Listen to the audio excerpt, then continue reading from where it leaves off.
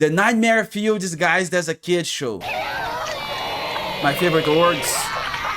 What the fuck? 2,000 years ago, an island's discovered. In the middle of it, a bottomless hole full of valuable, mysterious artifacts. Humans, being the greedy, opportunistic bastards they are, decide to set up shop around the seemingly endless So let's everybody jump in the hole. supply of treasure, establishing a town along the edge of the ominous void and building a society which revolves around unveiling the secrets of the abyss next to them. Everything in the town functions around the common goal of exploration. The citizens are subject to a sort of class system. Newbie adventurers are given red whistles, which only let them go down 500 meters deep into the abyss. If a red whistle goes deeper than that, search parties are sent to bring them back. But if they go below 1,300 meters, Oh my god, this is the kids. it's treated as a suicide and the searches are called off. On the opposite end of the spectrum are the white whistles, legendary divers whose findings in the abyss are written into history, no questions asked, and who are seen as the highest level of humanity. With a white whistle, Man, I wanna be a legendary abyss guy. you can go down as deep as you want, and a lot of them end up going missing trying to reach the mythical bottom of the abyss. But what makes the giant hole in the ground so dangerous? Well, the Our feelings. hard part isn't going down, it's actually coming back up, like an old person on the stairs. As soon as you drop into the abyss, trying to get back up to the surface will have serious consequences on your body, which only get worse the Wait, deeper so this is useless.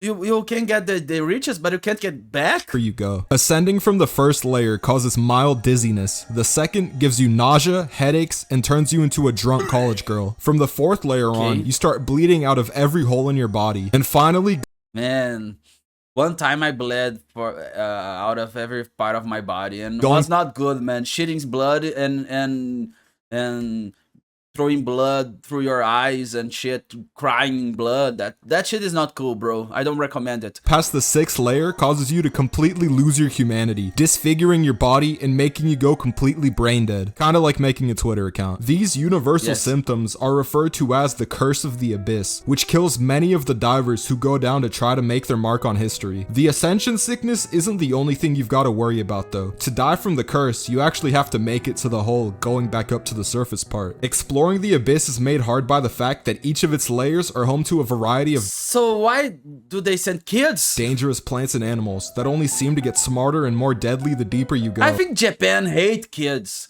That's why they don't like having kids nowadays, because every From a anime bird is like that that. Like we have a monstrous bloodthirst thing, and let's put kids Its people to and fight mimics it. its praise cries for help to lure in more food to a big ass poisonous porcupine that literally predicts your fucking movements. The wildlife down in the abyss is just a giant fuck you to all the people trying to uncover its mysteries. Is this shit reminding anyone else of the ocean? Suffering more the further down you go, crazy ass undiscovered creatures all trying to kill you? Man, one day I was in the abyssal part of the ocean, man. Those fishes, they like to put the lights, the headlights like on all the time. Like you don't. I know it's dark here, but bro, I don't want your lights. Everything's dark, and then you see that fish with the light, and the fish goes, bruh. Yeah, it makes you Ocean's a scary blind. place. Stop with the lights. Fuck the ocean. Anyway, all this makes death an incredibly common occurrence around town. So common, in fact, that orphanages are set up to take in all the newly abandoned kids. And some of these orphanages even teach the kids how to become explorers themselves. Rico's a Let's 12-year-old teach kids how to die. orphan with dreams of becoming a legendary explorer. The entire reason for the anime taking place is that a letter's found in the abyss from Rico's mom, one of the famous white whistles. It tells her to come down and meet her at the bottom of the abyss. The problem with this What a is fucking terrible mom. that Rico's mom's presumably been dead for around 10 years, but Rico doesn't care at all. So she sets off on a borderline suicide mission to reunite with the mother she hasn't seen in a decade. She's like gone. I'm not gonna lie. For the first couple episodes, I really couldn't stand Rico. She's a major squeaker. Every couple sentences, she just Yeah, this character annoys me. I have to starts say screaming, this. It's a and very annoying character.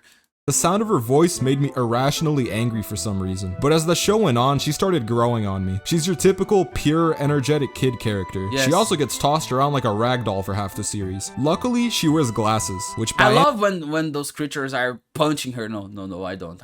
I feel sorry for her. Anime logic makes you intelligent. So in her Abyss group of 2, she's the brains of the operation, calling out random facts about the wildlife that she learned from the orphanage and always keeping calm under pressure. She uses her creativity and problem solving to make up for the fact that she's built like a Q-tip and actually manages to be an important part of her group. The other half of the duo is Reg, a robot with amnesia who's completely immune to the curse of the Abyss. Can't really bleed out of your ass if you don't have one. He's the muscle of the group, being pretty much indestructible, having extendable arms, which makes descending into the Abyss easy. And did I mention that he has a fucking cannon built into his arms? Reg spends his time in the series saving Rico's dumbass from certain death over and over. Whenever there's any action in the show, 90% of the time, it's gonna have something to do with Reg in some way. Speaking of which, of course, she's just a little girl and this guy's like most of the action in the is Ultron. I don't know. Anime is short and sweet. At its core, it's a show about exploration and the childish ignorance of our main characters clashing with a dangerous, unforgiving environment. The show's at its peak when it's in survival and discovery mode. Each layer of the Abyss has a completely different environment, its own creatures, and a lot of ways for the duo to die. Made in Abyss is great because the world doesn't feel like it revolves around the characters like in other anime. These actually feel like two kids picked up and dropped off in the wilderness. Yeah, this said one thing very important. I hate when we have an anime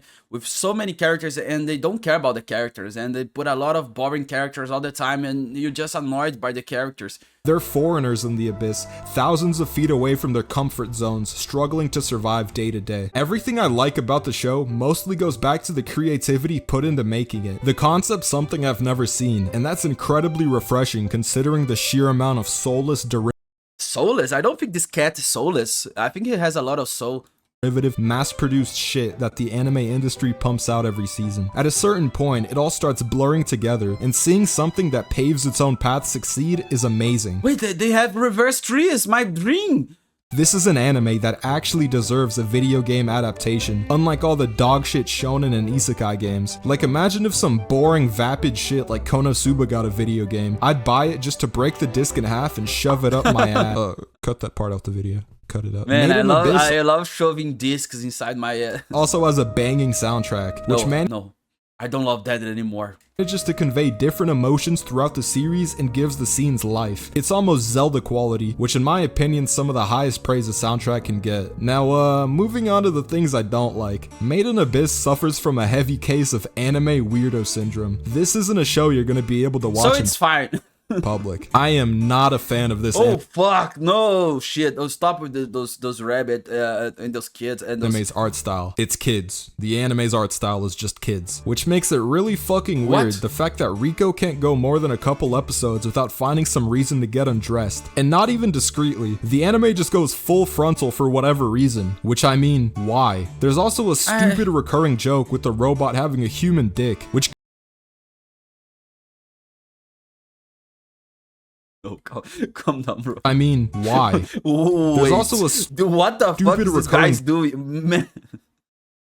What the fuck's this scene, bro? No, stop!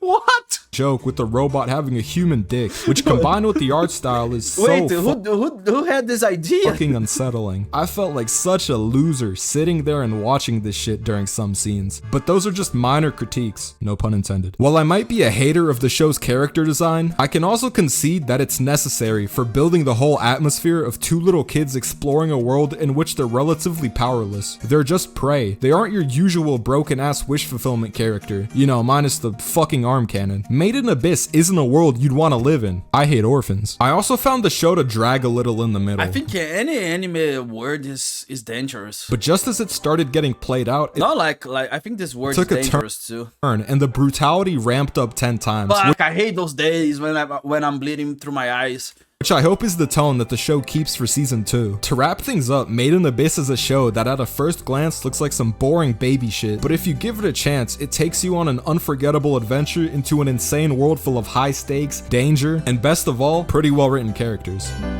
Well. I don't think it's a very baby show and when your eyes are bleeding.